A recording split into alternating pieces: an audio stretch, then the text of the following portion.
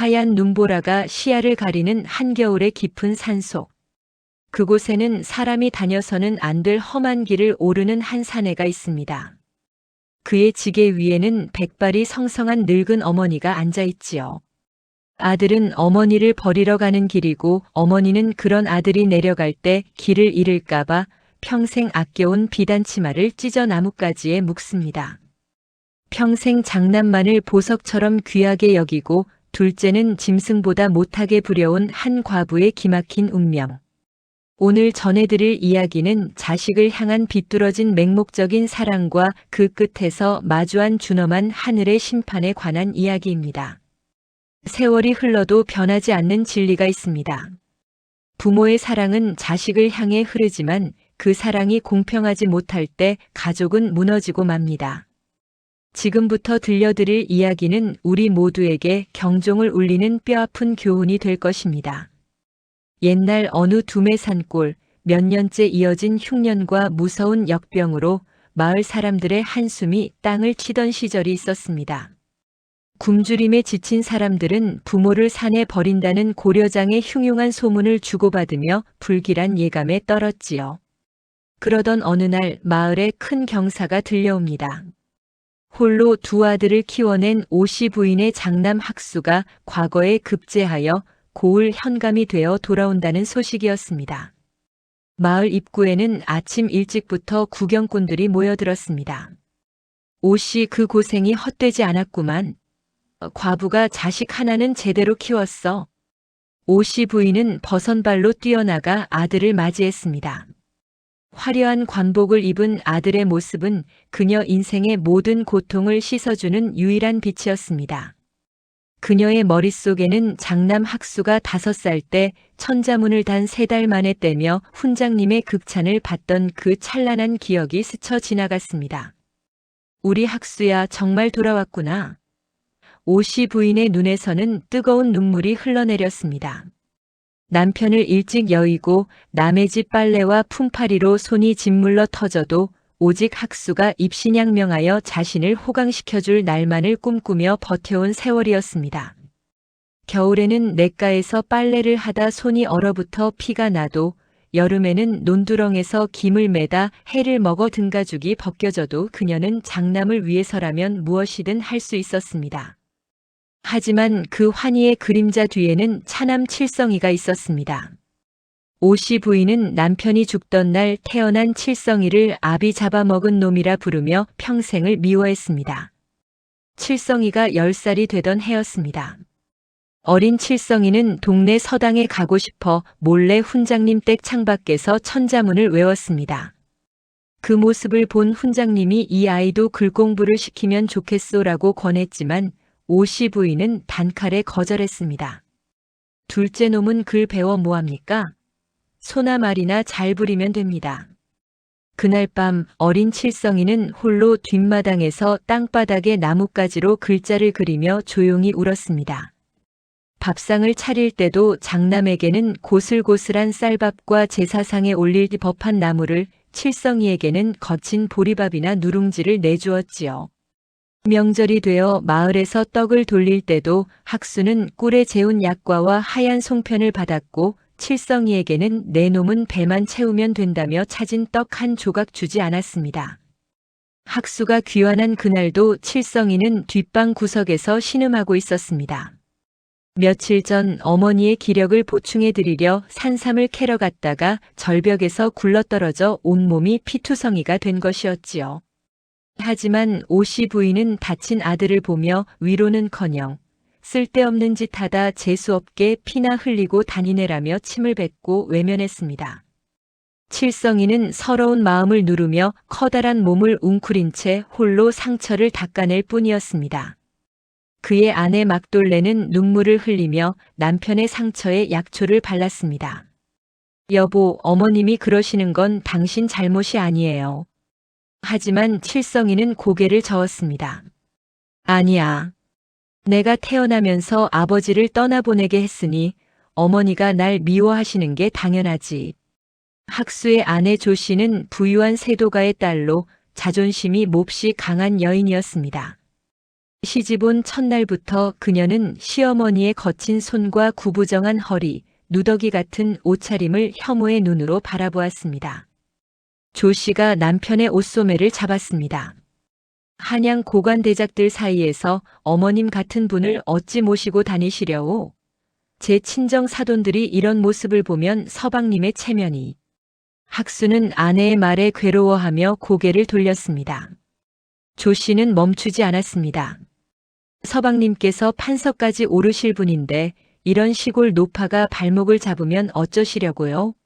한양 양반과 사모님들 모임에 저꼴로 나타나시면 서방님은 물론 저와 우리 자식들까지 웃음거리가 됩니다.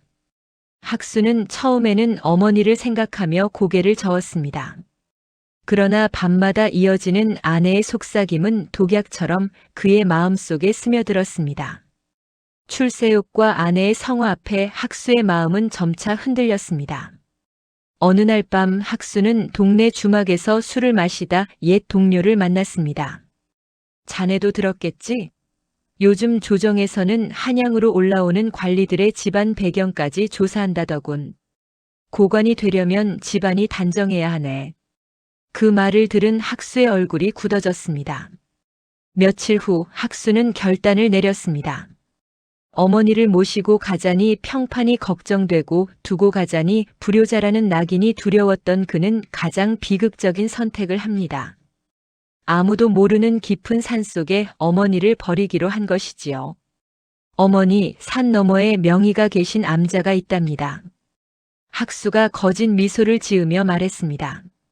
그 스님께서 온갖 병을 고치신다 하니 다녀오신 후 한양으로 함께 가시지요. 오씨 부인은 아들의 말에 화난 얼굴로 고개를 끄덕였습니다.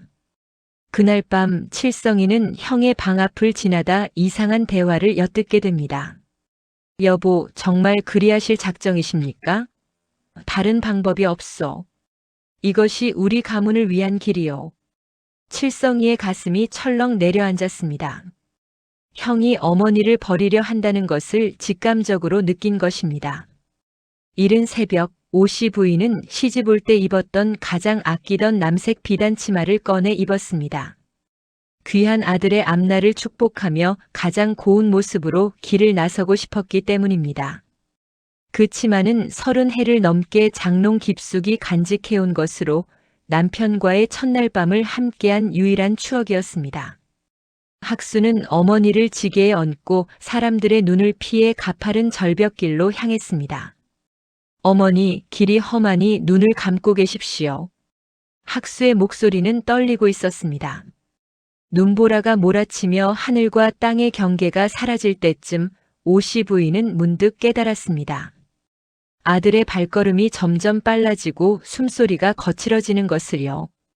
그리고 이 길은 사람이 다니는 길이 아니라는 것을요. 학수야. 떨리는 목소리로 어머니가 물었습니다. 우리가 가는 곳이 정말 암자가 맞느냐? 학수는 대답하지 못하고 발걸음만 재촉했습니다. 그 순간 오씨 부인은 모든 것을 깨달았습니다.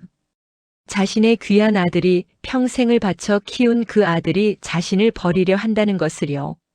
어머니의 가슴이 무너져 내렸습니다. 하지만 놀랍게도 오씨 부인은 아들을 원망하지 않았습니다. 오히려 마음속으로 자책했습니다.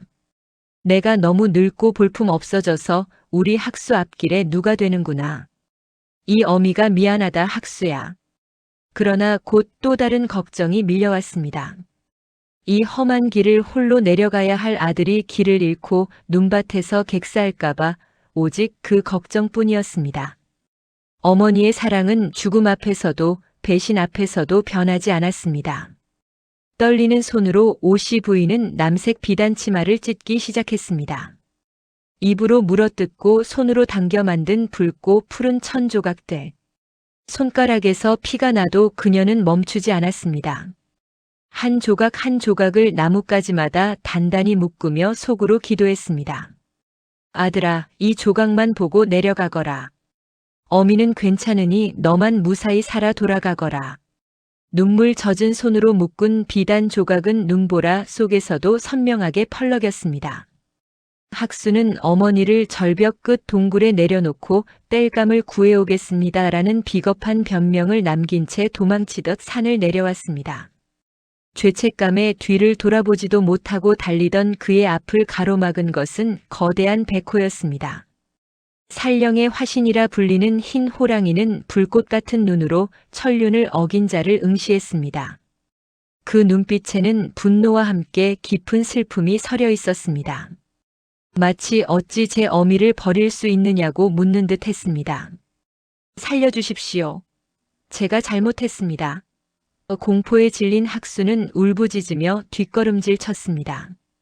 화려했던 관복은 눈에 젖어 남루해졌고 자랑스럽던 관모는 어느새 땅에 떨어져 있었습니다. 그러나 하늘은 이미 그에게 심판을 내린 후였습니다. 학수가 발을 디딘 곳은 가파른 낭떠러지였습니다. 그는 비명 한마디 남기지 못한 채 천길 낭떠러지로 추락했습니다. 그의 손에는 마지막까지 쥐고 있던 어머니의 비단 조각 하나가 허망하게 흩날릴 뿐이었습니다. 산의 주인은 심판이 끝났다는 듯 유유히 눈보라 속으로 사라졌습니다. 한편 형의 거동을 수상히 여긴 칠성이는 몸의 상처도 아랑곳하지 않고 어머니를 뒤쫓아 산을 올랐습니다. 붕대를 감은 다리에서는 피가 흘렀지만 그는 멈추지 않았습니다. 어머니, 어머니. 칠성이의 외침이 눈보라 속에 메아리 쳤습니다. 그때 나뭇가지에 걸린 남색 비단 조각이 눈에 들어왔습니다.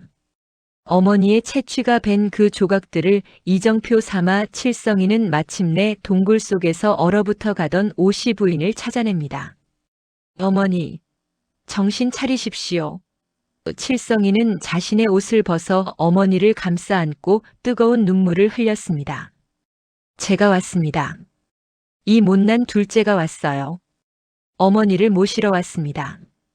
오씨 부인은 흐릿한 눈으로 아들을 보았습니다. 평생 구박하고 천대했던 그 아들이 죽음의 문턱에서 자신을 구하러 온 것입니다. 그녀의 입에서 가늘게 말이 흘러나왔습니다. 칠성아, 어미가 미안하다. 칠성이는 어머니를 등에 업고 밤새 산을 내려왔습니다. 마을에 도착했을 때는 온몸이 피투성이가 되어 있었지만 그의 얼굴에는 미소가 번져 있었습니다. 어머니를 구했다는 안도감이었습니다. 오씨 부인은 그날의 충격으로 말을 잃었습니다. 하지만 남은 평생을 칠성이 부부의 곁에서 그동안 주지 못했던 사랑을 갚으며 살았습니다.